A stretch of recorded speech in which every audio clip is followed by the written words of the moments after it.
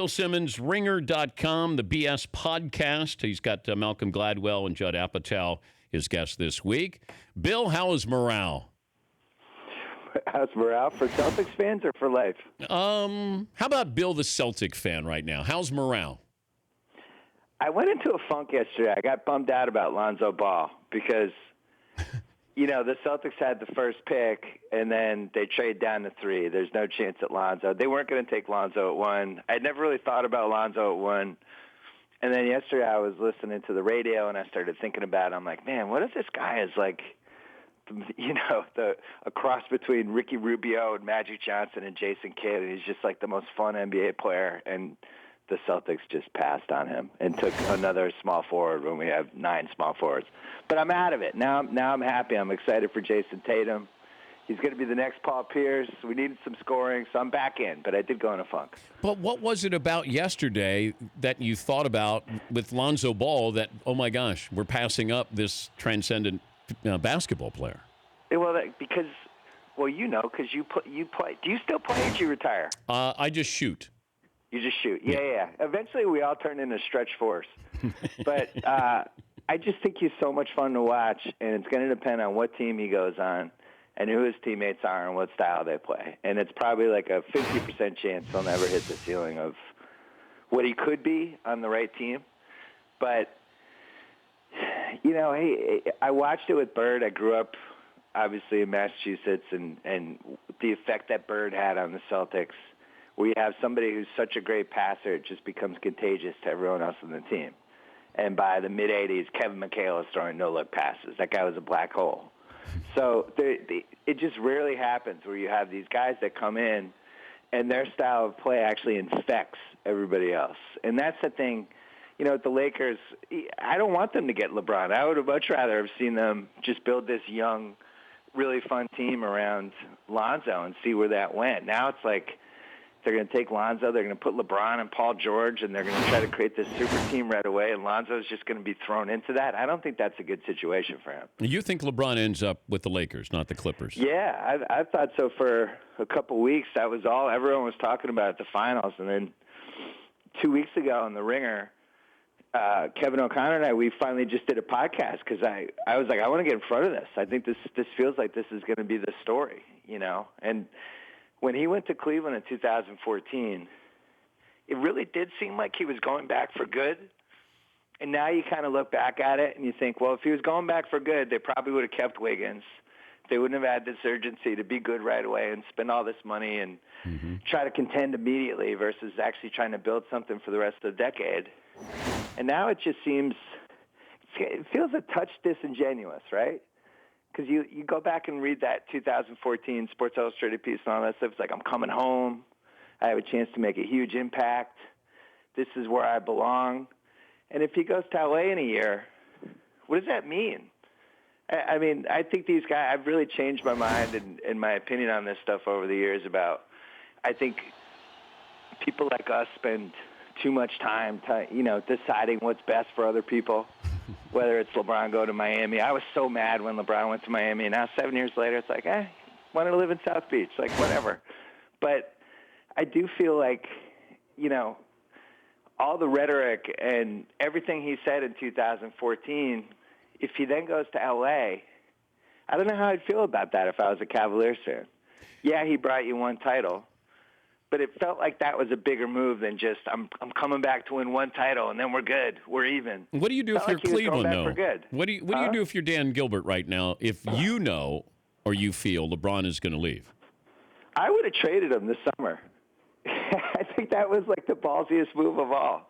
You mean because clearly they don't like each other, and LeBron going back there in 2014, it was very kind of walking on eggshells, the relationship between the two of them, and they met and the whole thing. But then, LeBron gave this, I forget where it was. It was the thing with the shop, I think, when he was with Draymond, that thing they taped a while ago. Yeah.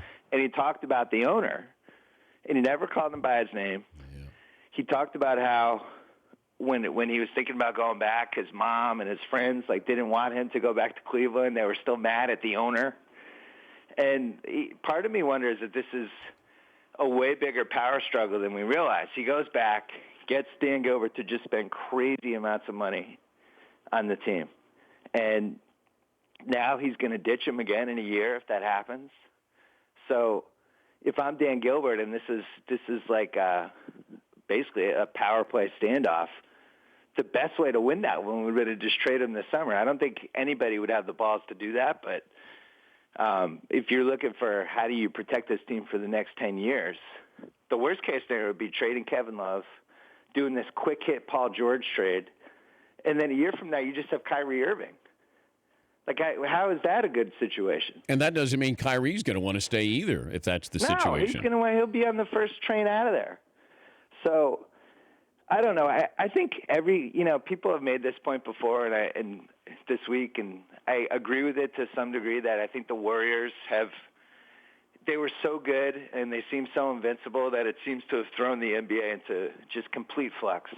It's really like I said yesterday on my podcast that it's like the league is like a snow globe, and the Warriors just shook the snow globe, and just everything's in chaos right now. Pretty much every team has done something major. We were joking in the office yesterday. We were like, who are the most bummed out teams? Who are the teams that are just not involved with this week? The fan bases that all this stuff's happening, and you're rooting for a team that's just not involved. And one of the teams we said was Charlotte. It's like, imagine being a Charlotte fan. You're just not involved this week. Then they go trade for Dwight Howard. It's like every team is involved in some way in just this nonstop chaos. And it's, this decade, I think we're going to remember it as the decade when the NBA became an 11-month sport.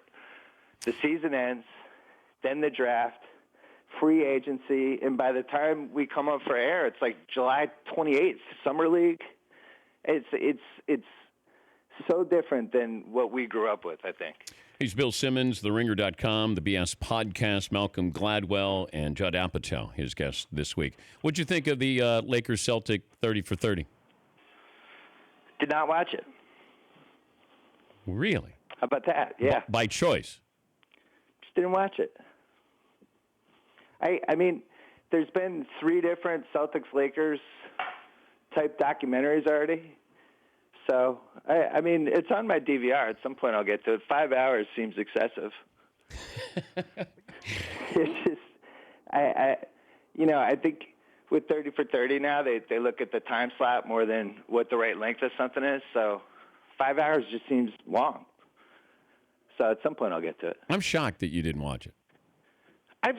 Tell me one piece of that documentary that I haven't seen already. I thought that, well, yeah, being a hardcore fan, but I thought that there I've seen all of it. I lived through it. Yeah. I covered it, but I still point. watched it again. I don't know. I guess it just I think what it did, it gave me a refresher of what a real rivalry is. We're trying to make Cleveland Golden State a rivalry. It's not. Not in the sense True. of what a rivalry is. I mean, those were 2 great teams. Great, you had everything that you wanted in a Hollywood script. If you got black, white, West Coast, East Coast, the plotting white guys, and then you had, Showtime, you had drama, the coach. I mean, there was just so much involved in it. And I just loved the way it, how they played the game and how many Hall of Famers were out there at one time. So, it was like a 21 or a 23 team league at that point. I remember writing a column like 12, 13 years ago about this, about, if you had the 30 team league in 1984, Kevin McHale's like on the Mavericks. It would have been impossible to have that many good guys in the same team. And that's why, like with the Warriors Cavs, people, it was weird. People reacted to that finals in a way that I didn't expect. I thought the level of basketball was out of control. I just loved it. I know it ended in 5 games. I know the Warriors are, pretty invincible. Probably could have swept if Cleveland didn't get hot. But I went to Game 1 and I went to Game 3 and Game 5. And I just thought the level of basketball was as high as I've ever seen. And I really thought the teams brought the best out of each other. That was the best Durant's ever played. Yeah. That was the best Kyrie has ever played. That was the best Steph Curry has ever played. it was the best offensively that I think LeBron has ever played. You know, when you think of it that way, you have the top 4 guys in the series, you know, one of whom is the 3rd best player of all time. I think Durant has a chance to be the 3rd or 4th best forward of all time. Steph is the greatest shooter of all time. Kyrie is, in my opinion, the best offensive guard I've ever seen, 6'3" and under, like in terms of his shot making. I've never seen any guard be able to make more types of shots than he makes. Has the Ringer done this? Have you done this? We brought up this topic. Bill Livingston from the Cleveland Plain Dealer said Kyrie was the greatest below-the-rim finisher that he's ever seen. Have you ever done a list of below-the-rim finishers in NBA history? I've never had, but I mean, you know, Tiny Archibald, when I was growing up, was like, if you did a championship belt for it, he had it for a while. Kevin Johnson, I think, was up there. But the thing with Kyrie, I had Kevin Durant on my podcast last week, and he was saying, he was just raving about Kyrie, and then somehow it turned into one of those dumb sports media stories where, because he mentioned how I was saying that I thought Kyrie was better than Iverson because he can make more shots and he's more efficient, and he's just, you know, it's evolution. He's 15 years later. He's just better offensively than Iverson was. And he agreed, and he was talking about how he's never seen, he can't believe nobody blocks his shot ever, Kyrie. Mm-hmm. And for what you just said, he's always below the rim, but he never gets his shot blocked.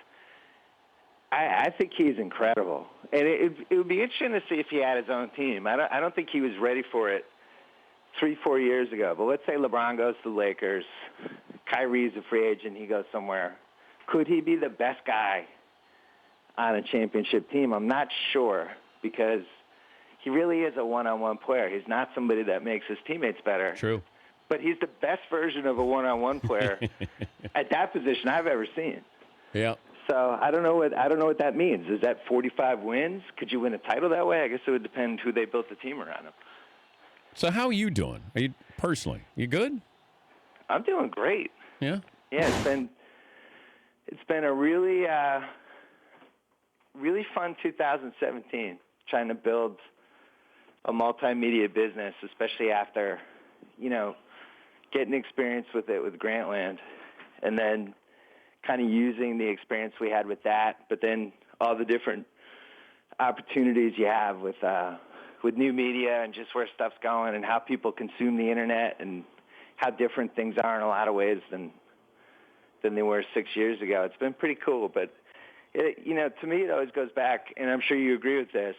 If you have people that you work with that you like working with, every day is a good day, you know, and that's what we have. That's what we built. I'll let you know if I feel that. I'll let you know when I find that. Yeah, your guys that are working for you right now are cringing. So am I. It's true though. If you you and I have talked about this a lot, because you know we were in work situations once upon a time that, you know, you start to feel like you're just angry for no reason, you know, and you're just mad, and when you wake up that way, it really does infect your day. Well, you get mad at yourself, too, because you put yourself in a position. I mean, there's a lot of things that are involved in it, but you're right. Like, you're angry, and then you have to be angry at yourself. Yeah, the best situation, if you're a creative person, I think, is to be around people that you like working with and to like what you're doing, you know. And I think if you can do both of those things, you're having a pretty good time. So, you know, I've had touches of it. I've had stretches where I had both, and now we're in another stretch where it's like I just like the people I work with. I like what I'm doing. Well, it's good to touch base with you again, and enjoy the draft. It should be fun. Thank you. Can't wait to see what the Celtics do. My fear is that they're going to trade down again. It's going to be like a Belichick thing where there's just, by the time this is over, we have the 27th pick and 9 future picks. Thank you, Bill. The Dan Patrick Show, weekday mornings on Audience.